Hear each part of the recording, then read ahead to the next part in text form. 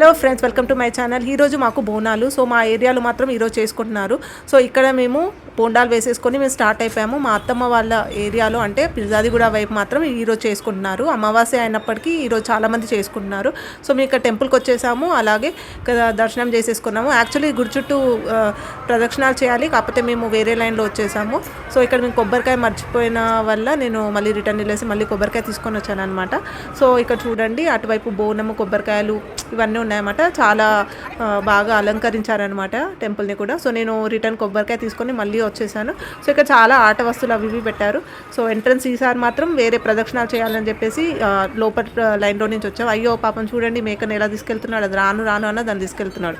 So ఇక్కడ కుంకుమ ఇవన్నీ పెట్టేసి అది చూడండి, తెచ్చిన మేకని ఇక్కడ బలి చేస్తున్నారు అనమాట. ఇక్కడ క్వశ్చన్ ఏంటంటే మా పాప వాళ్ళు అడుగుతున్నారు, ఎందుకు అలా బలి చేయాలి, అది దేవుని ముందు పాపం కాదా అని అడుగుతున్నారు. నాకు దీనికి ఆన్సర్ లేదు. So thank you so much for watching. Have